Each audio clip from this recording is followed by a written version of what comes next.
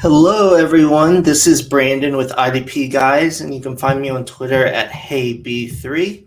And this is another episode of Decoding Devy brought to you by the IDP Guys. Please make sure to subscribe to the YouTube channel and check out. There's going to be lots of content in the off season with the draft coming up.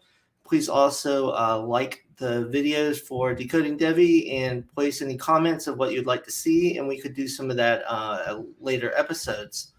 So there's not very much going on in college football right now. The college season's over. Most of the coaching decisions or the movement of coaches is complete, with only the main one recently is Josh Gaddis left Michigan to go to Miami. So I think that could mean Miami will run the ball more, and it will be interesting to see if Michigan changes any. I think that it was a balanced room with a few different people that they promoted to co-OCs in Sharon Moore and Matt Weiss, and I think both programs will be going in the same type of direction, more of running the ball, but we'll see, because for Miami they have Tyler Van Dyke, and that could be Josh Gaddis's best quarterback in the offense that he has played. But other than that, there's not much news going on until all the spring practices happen. So we're going to be doing a lot of film breakdowns of the players coming into the 2022 NFL Draft. Last week, I had Katie on to do the review of the Senior Bowl, and one of the big people or players that others were watching was Malik Willis. So I decided this week I'm going to do some film breakdown and give my thoughts on Malik Willis and Carson Strong. Both are polar opposites. Both there's a lot of differing opinions on them. Malik Willis obviously has the running ability and that what people like in fantasy, because he has that nice floor, because he can run and move around. But he leaves a lot, I think, to be desired in throwing the ball and reading progressions, whereas Carson Strong is has a very strong arm, good in the pocket, passing the ball, but he is not very mobile. I think coming back from his knee injury, it might give him a little bit more of mobility, but he is never going to be someone that's going to get you a ton of yards that way. It's more for him just moving around in the pocket to be able to throw the ball. So we'll go ahead and start with Malik Willis.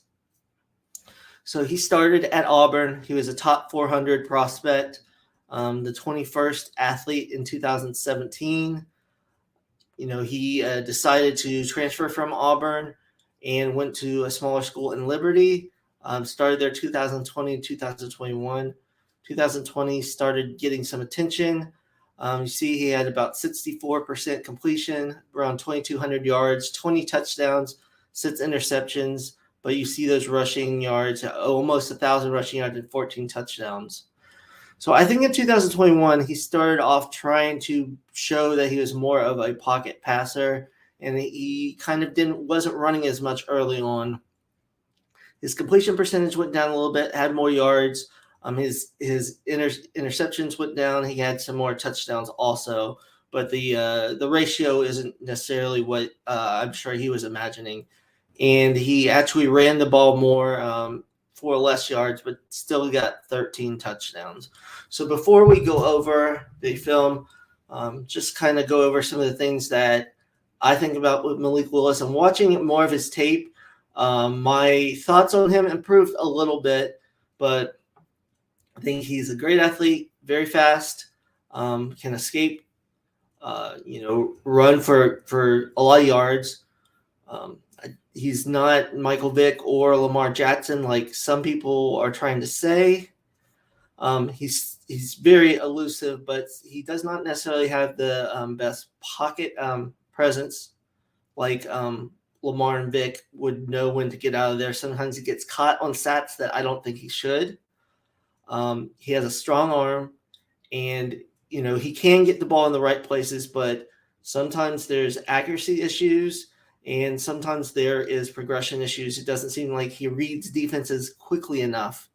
But there's a couple plays each game that when we'll look at the tape where he just you see all the potential. Just the question is, can he put it all together, or is he going to be a type of player where he could play and be great in fantasy for a couple years, but if he never gets that passing element down, then he might not be there for long.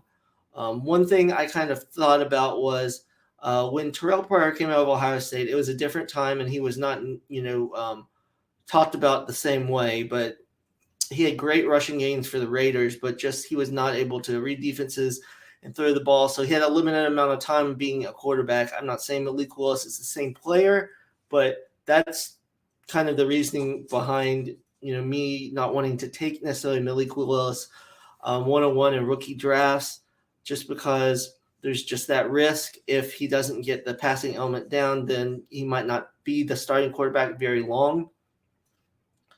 Like I said, Terrell Pryor happened a while ago, so maybe if he was the quarterback now, where teams are kind of evolving, it would be a little different. But I think with Willis, it's a lot of what Lamar Jackson needed. He doesn't need to play right away, and when they do decide they're going to put him in, they need to make the offense around him. I think sometimes back when Michael Vick was quarterback for the Falcons, they tried to make him into more a pro-style quarterback, and they should have had a more offense that fit his style and his skill set, where the Ravens went all in with Lamar, getting a lot of running backs, running a lot of pistol, running a lot of read options. And I think the same for Malik Willis will be needed. It'll probably take him a few years to kind of get acclimated, especially with the competition issue. Some people point to how against Power 5 teams he struggled. That is not even my issue, because I understand when he played Ole Miss in Syracuse, the talent wasn't going to be there. So I kind of understand that, and I think he did show flashes in both of those games. My worry more is against some of the competition Liberty had that should be near their same level. He had some bad games with 3 or 4 interceptions, and he just needs to fix that a little bit. And now I'll go through the film. I've kind of set it up to go through the different components for Malik. We're going to go over the running, some of the times where he did get sacked, some of his bad decisions on passes or things that he can improve on, and then the plays that I thought he did very well throwing the ball. So let's go ahead and start that and take a look.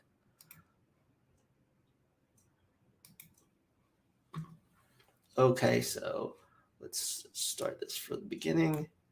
All right, like I said, this first section is going to be runs. So most of it's out of the shotgun, both for him and Carson Strong. So going under center are going to be things they're going to have to work on. So let's just roll this tape. So he just drops back, nothing's there. He goes left, breaks a tackle, then runs through a couple people to get 10 or 15 yards. This was against UAB. So it was a very nice run. I think one of the biggest things for him in the NFL is a team might need to give him 2 main reads. If he doesn't have that, let him run until he can fully read the defense. And, Lamar kind of did that at points. I would have to go back and look, how much of that really there was. But this is a read option play against UAB. And his, so to read option fake, then he doesn't see anything. This actually does look very Vic-like, where he goes to the left, comes to the middle, is faster than a couple players, gets all the way to the right, and dives for the end zone, but only gets to the 2. So let's go back and look at this play again. So in the shotgun, and then it's blocked pretty well, but he doesn't really see anything, so he runs up into the pocket. The defender can't get him, and then he's off to the races. So this is the replay of this. He makes a nice move on the middle defender. Then it just has the speed to get outside 2 defenders that had the space. Here's another play, but this is actually going to be a read option.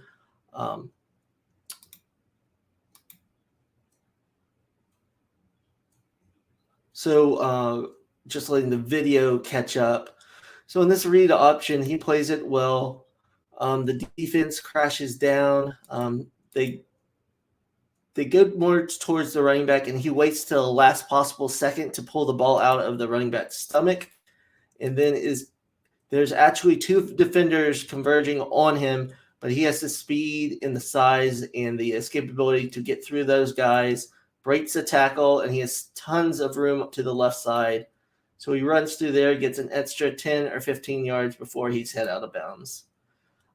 This is against Syracuse. It's just a quarterback keeper. He takes it to the left side.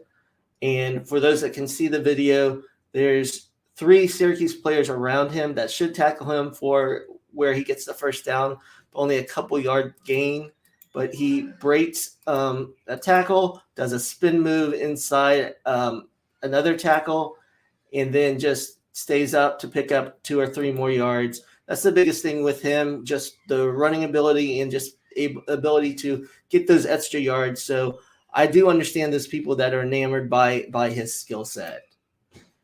Here's another where Syracuse did a great job of blitzing him and trying to contain him, but he avoided the tackle in the backfield, goes out to the right, speeds past a couple guys, and finally gets tripped up down the field. But a very nice run. And he had some nice runs against Ole Miss too. This one it's a fake on the handoff. A couple Ole Miss players get in the backfield. He escapes, makes a couple miss out to the right side, and then runs for a first down about 8-9 yards. Another play where he has a scramble. There's nothing going.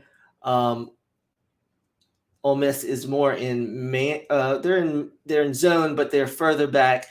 As you can see, there's this huge gap of the field. So he's smart and he takes off.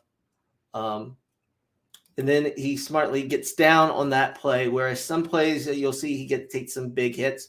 But that's what I think. If he's going to play early in the NFL, what he's going to need to do, if you see those big green open spaces, he has to take off.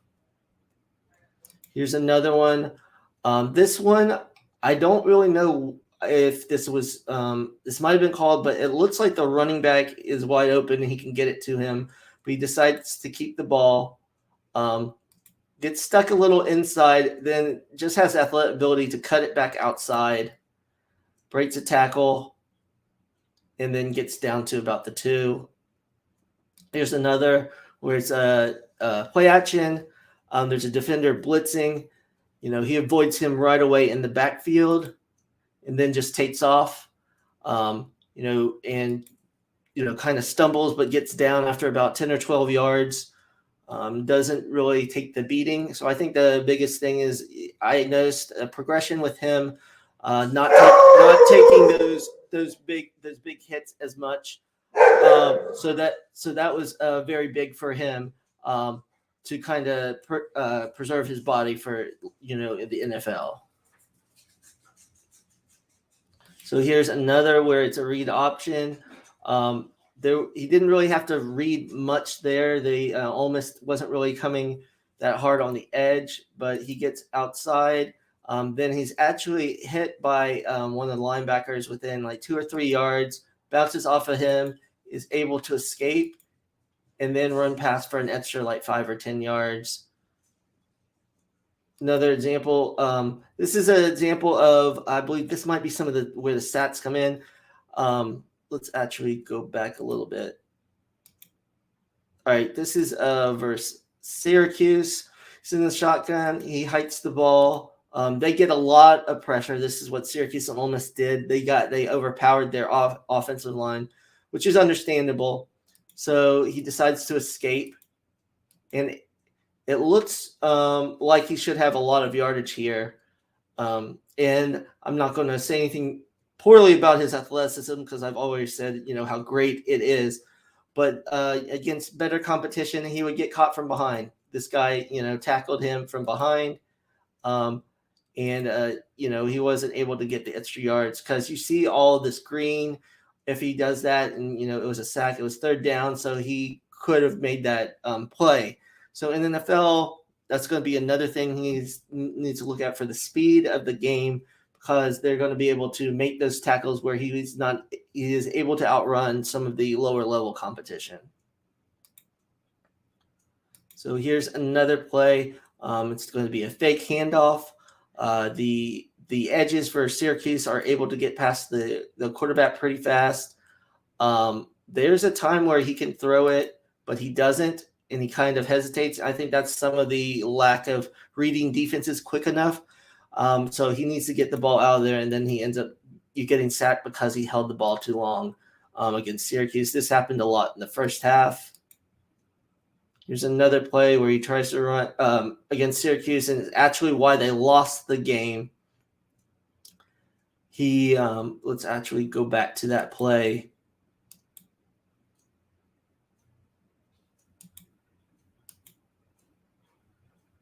So this is actually the play that pretty much cost Liberty the game against Syracuse. He does play action when they have the ball and it's tied, and he starts to get some pressure.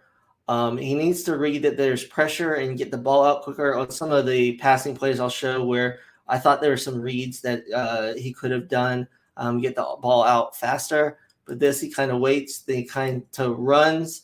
And this is kind of about the pocket presence. He should know that there's a guy that's going to be coming, so he's not going to be able to get this pass off. He probably should have just run it and got what he could, but he doesn't, so he gets hit. It's a fumble, and Syracuse retains the ball, and they end up running out the clock and winning that game. So here he is in the shotgun, and this is a sack Ole Miss. Kind of the same things. He doesn't read it fast enough.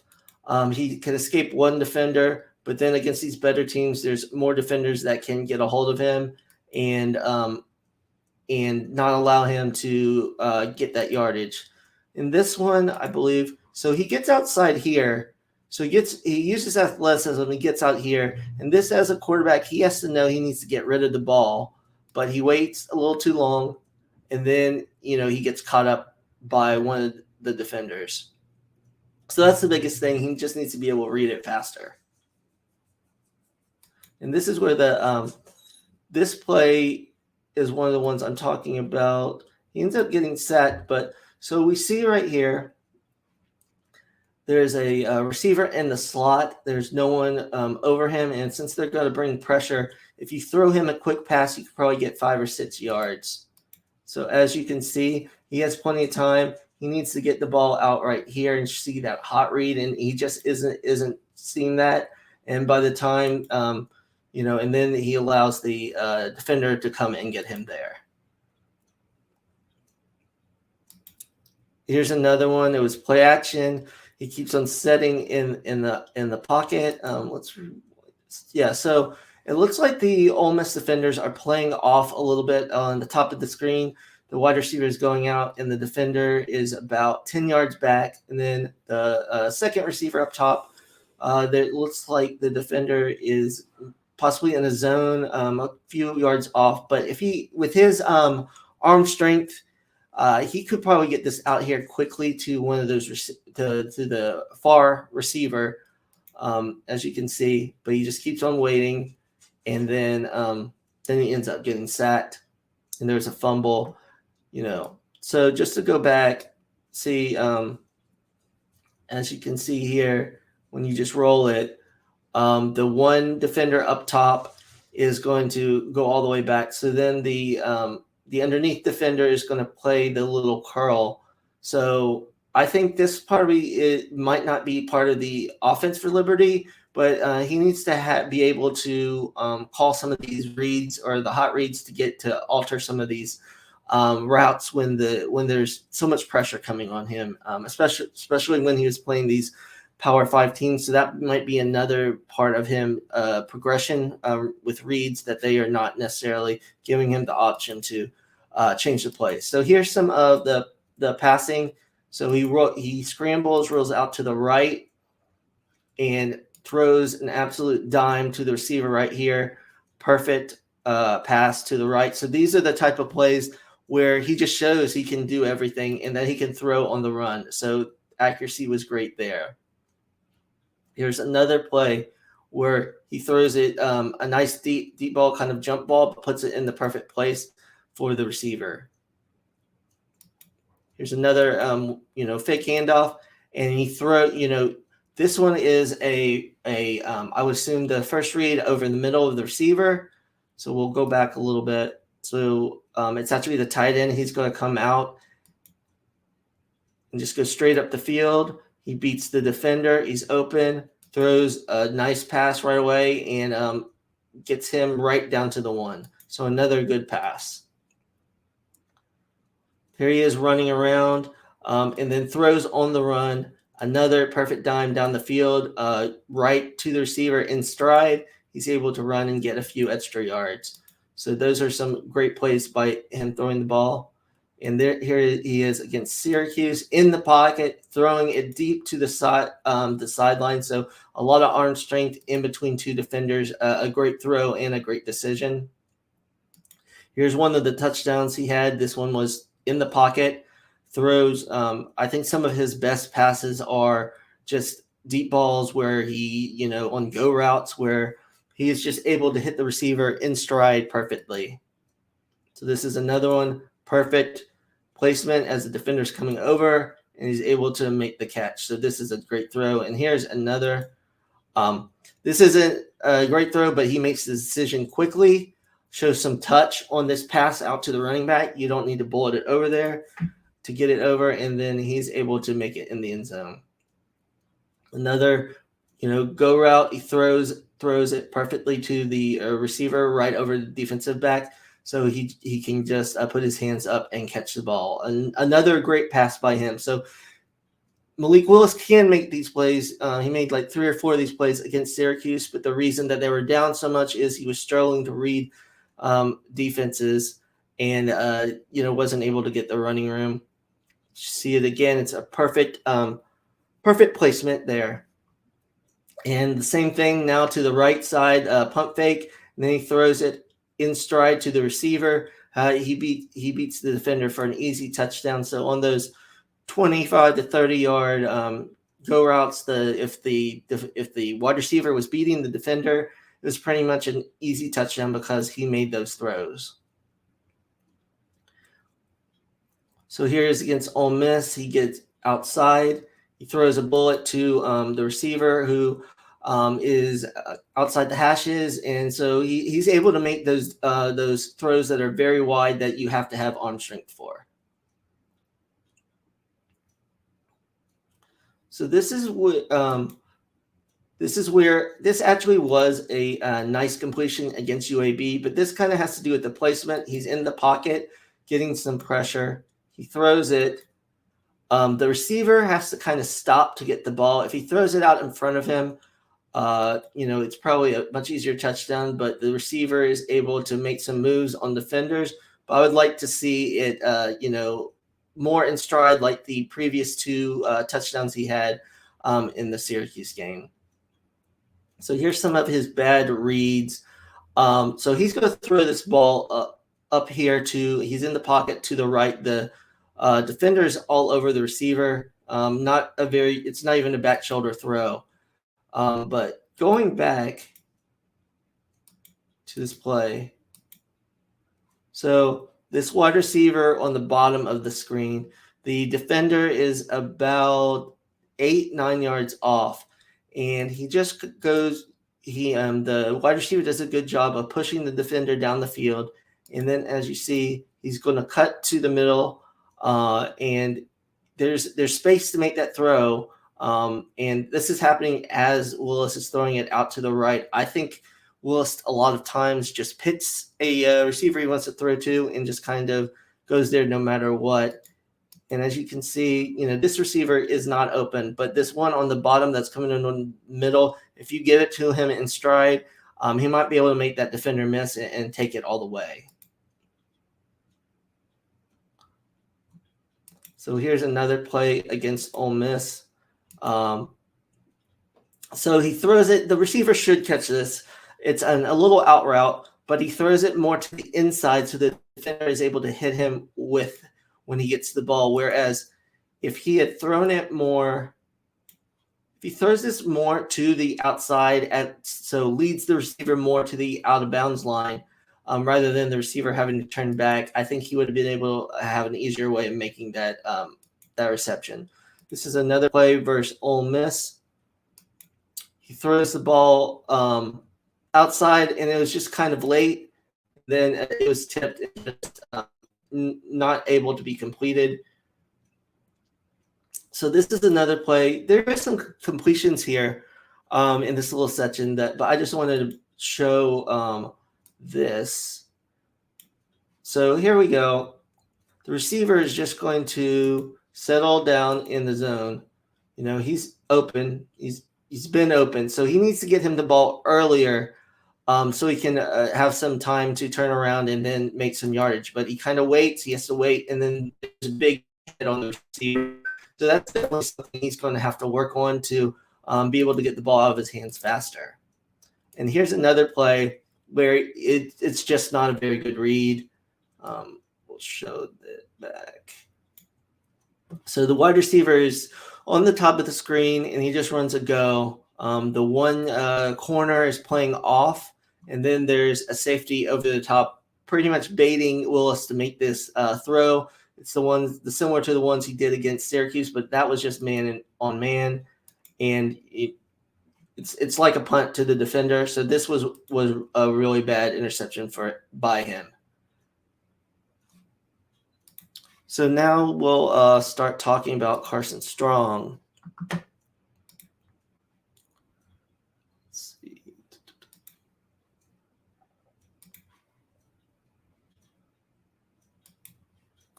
Okay, here we go. All right, Carson Strong. Opposite of Willis in that he was very lowly recruited. He was in 2018 prospect 2,171. He was the 76th pro quarterback, so not just quarterbacks, pro quarterback. But he showed great numbers in his last two seasons. 2020, 70%, over 2,800 yards, 27 touchdowns, receptions. This past year, still at 70%, over 4,100 yards, 36 touchdowns, and 8 interceptions. As you can see, I didn't say any of the rushing yards because Carson Strong had negative rushing yards every year. He was in college. Another big thing on another big thing for him was a lot of the props had like how many negative yards he would have. So that is something with him. He did have a knee problem and he didn't get to play his senior year. And then they could just kind of scoped it. And then he had surgery on it before this year. He rushed his way back. So there's hope, especially in the senior bowl practices, that he moved around a little better. And in some of these earlier in the season, it seems that he was moving better. But he's definitely not going to be able to run the ball very much. He's going to need to be on a team that has good structure, some good receivers that he can just, distribute to. He's not Matt Jones because Matt Jones is a better prospect in my opinion, but same sort of type deal of, a very smart quarterback that can learn an offense. At Nevada, he did a lot of checking at the line of scrimmage, and, Matt Jones can run a lot better than Carson Strong. Don't get me wrong. But in that, I think a team might fall in love with Carson Strong with just, his tools and throwing the ball, especially down the field, and how smart he is, how tough, he toughed it out all season. So I think, that's possible. But I do think Carson Strong could go in the first round, late first round, but I think more likely he goes in the early second. So any of those teams that need a quarterback that do not draft one early on, for say the Lions or the Texans, they might pick him up late. So I definitely think that's a possibility. So now let's go out to and put the film on.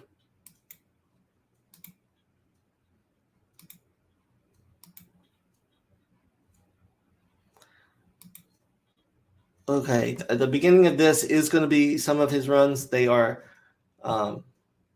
rough to watch and kind of awkward to watch, but we'll go ahead and show them. This is about California right here. He gets a lot of pressure.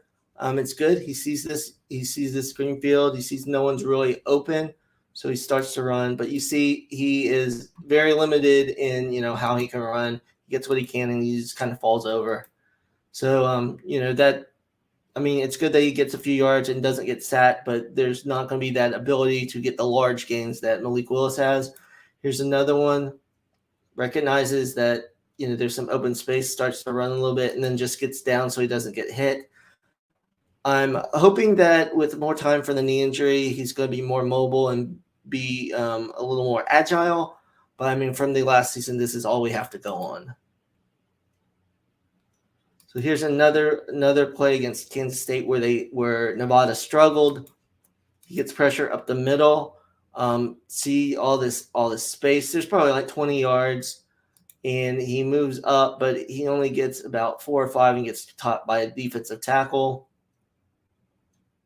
There's another run. He pump fakes to get a little extra space, then runs to the outside, but gets caught by a defensive lineman after about a 5 or 7 yard gain. So there's definitely limitations for Carson Strong there. But this is the best part of his game, or this was an interception. So usually this is the best part of his game. This actually is very similar to a throw Malik Willis had. It's deeper. So he thinks the wide receiver, has the corner beat, which he does. So it's actually good placement for that, but he doesn't realize the safety is coming over. So he gets to the spot before the receiver and makes the interception.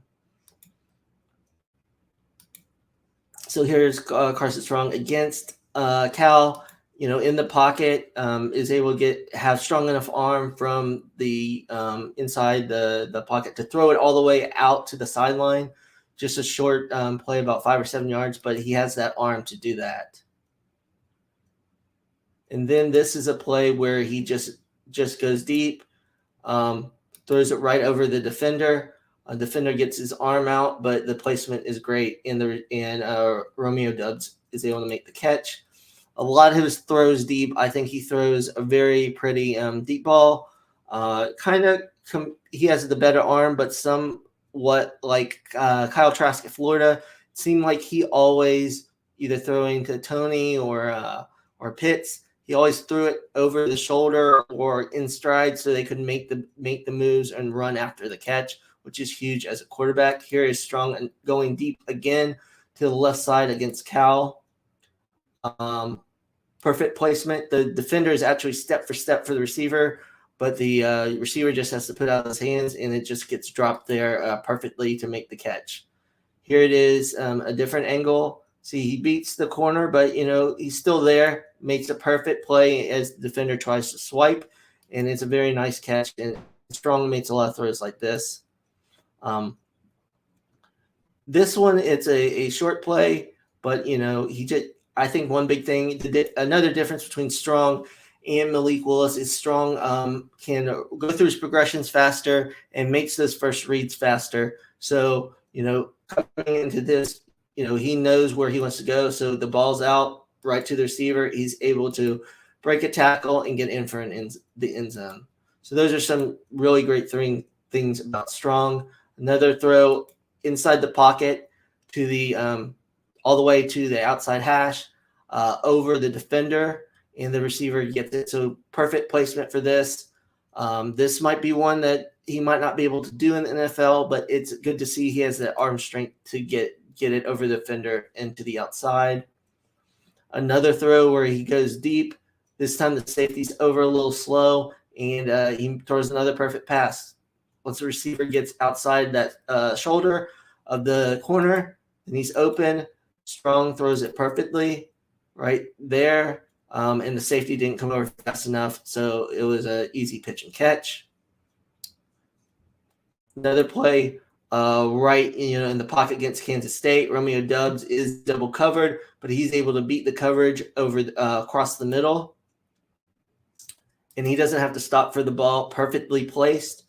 Just has to, make the catch. Doesn't allow for the defender to kind of get on the ball.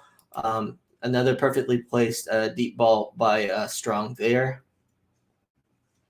Here they are inside the 20. And a perfect pass right there, a slant. So let's actually go back to that.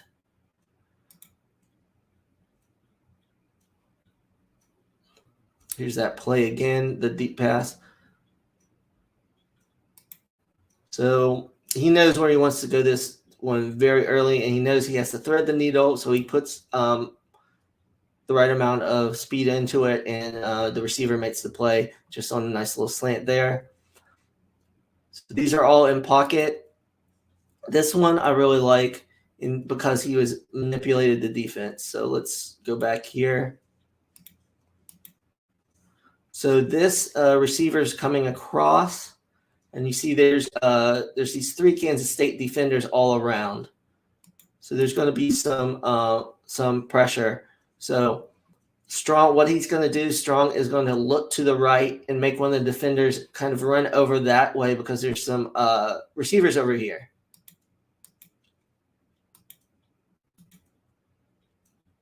So that allows him to come back to this receiver over the middle. So he just clears out the space very well.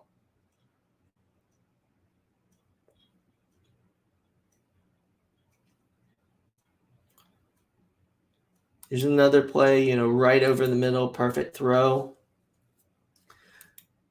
Once he sees there's a zone out here. Once he sees this receiver get past the linebacker in the middle of the zone and over, he knows he has space to get it to him right away. Gets it to him in stride, and the receiver's about able to get another 5 or 6 yards. Strong again. This is another throw outside in the pocket, outside to the hash. Again, just wanted to show this just to illustrate really his arm strength. Another one in the pocket. Carson Strong is very good at throwing the back shoulder. He did it a lot with Cole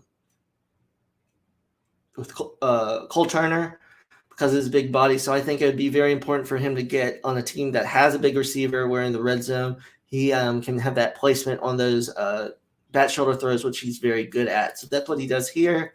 Stays in the pocket, throws the back shoulder throw. The receiver makes a good adjustment and a touchdown.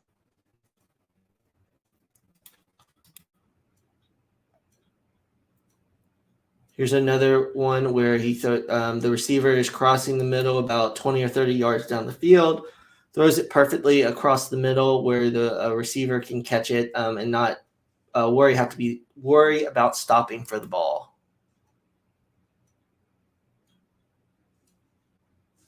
So these are some of the ones where he gets outside of the pocket a little bit. This is a nice throw against Cal. It's not as much running as Malik Willis, but he does, move a little bit. So he hits the ball, comes out a little bit, about 3 or 4 steps, and throws a perfect pass, accurate to the outside. Here's another play against Cal, gets some pressure there, makes a guy miss up the middle, and then he runs out to the side, throws a nice touch pass outlet to the running back, and is able to get, he does drop it. So there is some escapability by him in his ability to get passes out to them.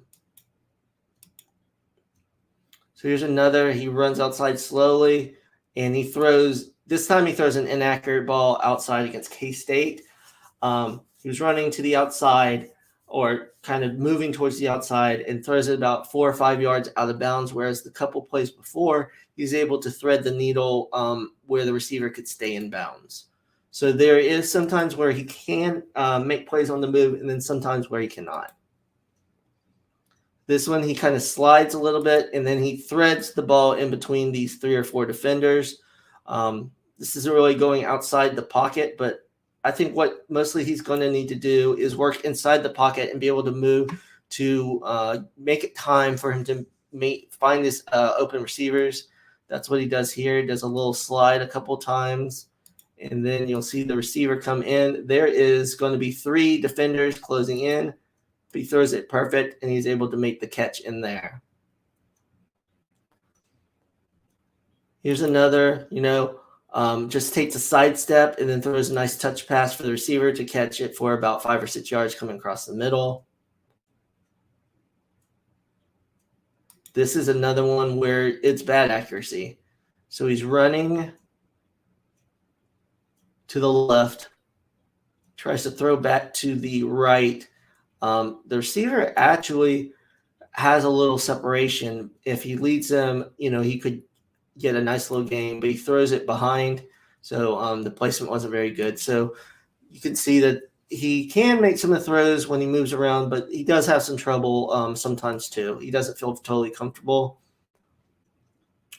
This was one where he avoided a couple defenders in the backfield and just throws a little outlet to the running back, which is nice to get some extra yards. So while I guess compared to other quarterbacks, you would call him a statue, I think he does have ability to move around and be able to complete passes, which is very nice for the NFL. Here's another play where he kind of goes in, goes out in the pocket, and is able to get it out to the outlet receiver where they are able to get the first down. So all he really needs to be able to do is move around in the pocket, kind of like, players like Brady, Peyton, and even Aaron Rodgers to an extent where they move around in the pocket. Russell Wilson, he's faster and more athletic, just move around the pocket to allow the receivers to get open down the field. Here's another play on the run. He makes a nice throw to the outside. These obviously are nothing like Malik Willis's plays where he's, running all the way out of bounds and then throwing and making an amazing throw. But it's just nice to see, kind of on the move a little bit and him still show the accuracy at most times. So here's a play that I really like. He has good pocket presence. He sees this, or he knows this defender's coming around the edge, so he gets out there and knows that the running back is going up the field. Amazing touch on this pass for the receiver and to get the touchdown. So let's just go back to here. As you can see, he gets in the middle. Doesn't really like anything he sees. He sees the running back's actually open here, but he doesn't throw it. So he escapes the one, then has a nice touch throw to the running back as he goes down the field. Here's this is where he gets sacked. These are the plays where if the pressure comes up the middle, and if the defensive player has a good technique, he's not going to get out of these spots. So he's kind of a sitting duck sometimes, just with his lack of mobility if they get pressure up the middle, because when it comes to the outside, he can tend to move or slide. But if it comes up the middle, he just doesn't have the capability to beat that. Another instance comes around the corner. He has no way he's able to avoid that. Again, comes around the side, then comes up the middle. With a more athletic quarterback, they probably would have ran because there was probably 30 yards there, a possibility they could run.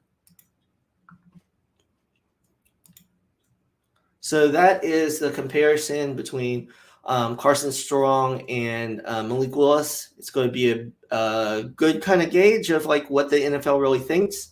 Do they want the better passer, but with the lack of mobility, or the player that has all these tools and shows greatness at times, but is going to take a while? So I'm very interested to see when Malik Willis will get picked. I know a lot of people are probably going to pick him very early in rookie drafts. I think I won't have that much Malik Willis just because of just the worries and the risks with him. He could be obviously amazing, but he could be a bust too, just because of his passing ability. Really depends on the team he goes to. I just think people are just so enamored with him. He's going to go top 2 picks. Carson Strong, Probably doesn't have very much ceiling. If you got around to the middle of the second, I might start thinking about taking him. If he does go, in the first 2 rounds to a spot where he's not going to have to wait, 3 years. So that's kind of my opinions on that. So again, thanks for listening. Remember, if you're watching on the YouTube, to make sure to like the videos, comment, let me know any players you kind of want to look at, and make sure to subscribe to IDP Guys on YouTube, and to think about a subscription for the site, because there's going to be a lot of rookie profiles coming out very soon. So, and next week we'll continue to go over more prospects. So I'll catch you guys next week.